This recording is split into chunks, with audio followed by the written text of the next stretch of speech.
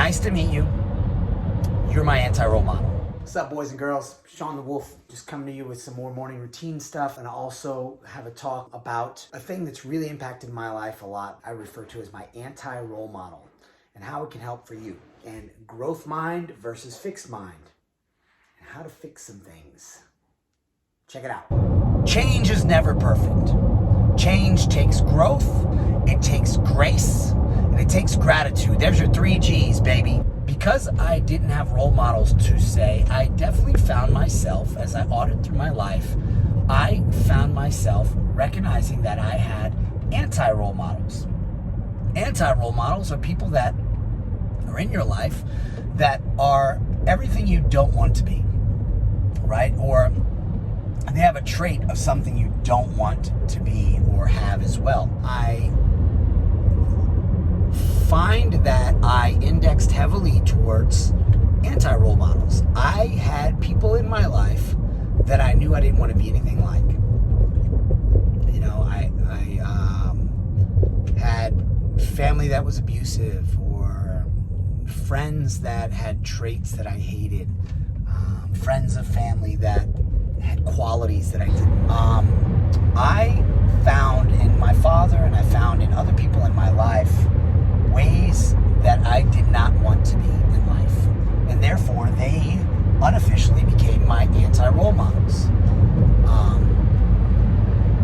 And I've established that as a thought process consciously now in my 40s.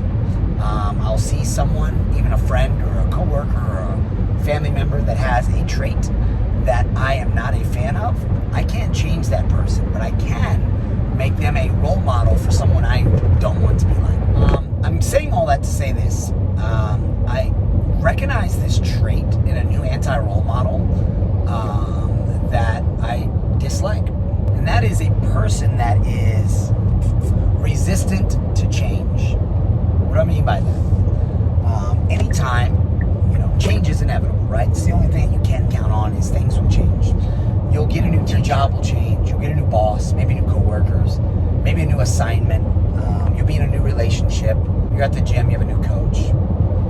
And I find it to be a gross trait in people, a very unattractive trait, when someone doesn't give new grace and grace in growing into the new role. There's always seems to, if you can have a group and you have someone new be introduced to the group, there's always someone in that group that resists it the most. Oh, I wish it was like it used to be. And they're that fixed-minded person. And I find it incredibly unattractive as a trait. So unattractive that it inevitably becomes one of my anti-role models.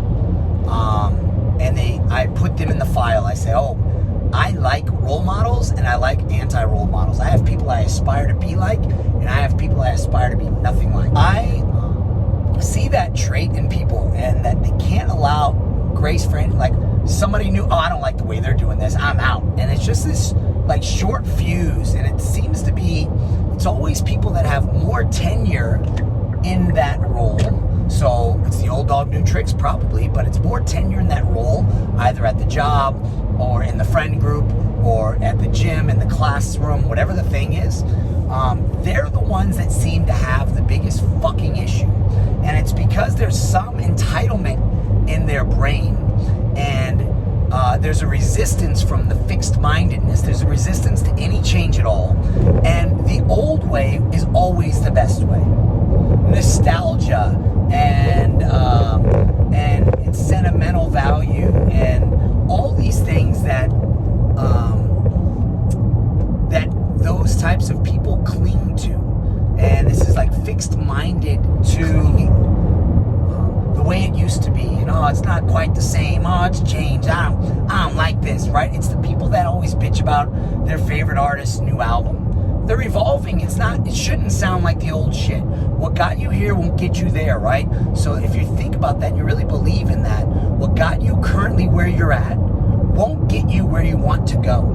You need to do more. You need to go, you need to change things. You need to whatever. So if you have to me, I'm obsessed with a growth mind and growing my brain more and growing my learning and catching myself when I'm being a fucking shithead and being fixed and working to address that, that when I see it in others, it's just gross to me. It's fixed-mindedness. It's not allowing any grace for anyone new in your current circle unless you proved it, unless you backed it. You don't like it, and they're gonna have to prove it to me, and they're gonna have to earn my.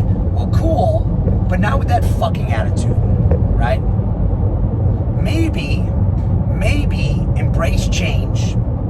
Take a wait and see approach. You're not being surveyed every moment on how to forecast or the forecast of this change and how it's gonna be in the future. Oh, this is going down in a hell in a handbasket. Oh, this is like, this program's really gone to shit since so-and-so left. Since they added this person, it's really gone shitty. It's not quite the same. It's not what I used to love and it's because you're fixed. Has zero fucking do with the product. And you might be right that the product is fucked up. That happens. But failure is a part of improvement. And failure is a part of progress. So yes, your job might not hire the right person sometimes. Yes, some friend in your friend group might not be the right person. Yes, things change, and change isn't always good. However, it's always going to be bad if you are approaching it with that mentality. Always. You're almost guaranteeing that it's going to fail in your eyes because you're coming to the conversation with that in mind already. You're coming to the conversation trying to take a 10. You're thinking you're being sold a 10, and you can't wait to point out all the ways it's lower than 10. It's not perfect. And yeah, well, no one said it's fucking perfect, right? Change is never perfect. Change takes growth, it takes grace, and it takes gratitude. There's your 3 G's, baby. Growth, grace, and gratitude. And if you can approach change in your life, in any change in your routine, change in the assignment of your job, a change in your head coach at a gym, any of it, if you can embrace that with a neutral, I want to give it a chance, a neutral grace, I'm going to give it grace, I'm going to give it growth, and I'm going to then reflect on it with gratitude. If you could do those things, change in your life will all of a sudden be an asset and not something that's just bothering you. And you'll actually grow. If that sounds too problematic for you, and guess what? It's a challenge for all of us. I struggle with this challenge as well. But if that is too problematic for you, and you're like, yeah, cool, Sean, nice, easier said than done, nice for you, not nice for me. I need things my way. Cool. You are a fixed-minded person. Nice to meet you. You're my anti-role model. You're someone I want to be nothing like. And when I catch myself using your language and thinking your thoughts, I hope that I'm able to self-audit and correct it. And if I'm not, I want to surround myself with people that it can help me audit and correct. Because my intentions are to be growth-minded. I intend to grow. Healthy things grow.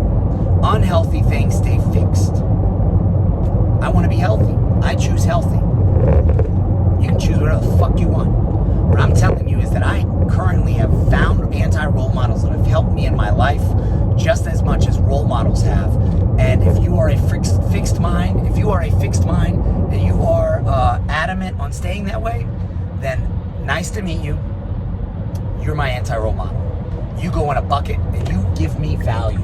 So thank you. It sucks for you. I don't think it's beneficial for your life, but damn, it's beneficial for mine. I need anti-role models like you. I need it. It helps me.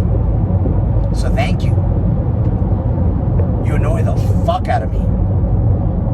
But thank you. And guess what? This shit's on a flip camera right now. And I'm saying it to myself. This is self to self talking. This is growth-minded side of brain to fixed-minded side of brain of Sean. Every time you're fixed-minded and I catch it, thank you. You're an anti-role model. Every single fucking time.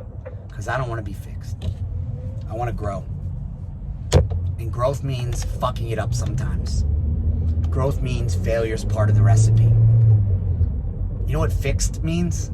Fixed means failure's, hey man, you're fixed. Maybe failure's not a part of your recipe as much. Maybe it's really minimized. Cool, man. You know what else is pretty predictable? The fact that you're not gonna grow ever. Your brain is a muscle. It's not growing, it's fucking dying. We will die. You are currently dying. Your life is ending 1 second at a time, right? Fight Club. Your brain is withering. You do not grow it, it will atrophy. You stop growing your brain, it stays fixed. Fixed, just like any muscle, will atrophy. Atrophy will deteriorate. We all die. It's currently dying right now from the moment we're born. So grow that shit. Not accidentally. Intentional growth. So decide what bucket you want to be in people's lives. You want to be a role model, you want to be an anti-role model.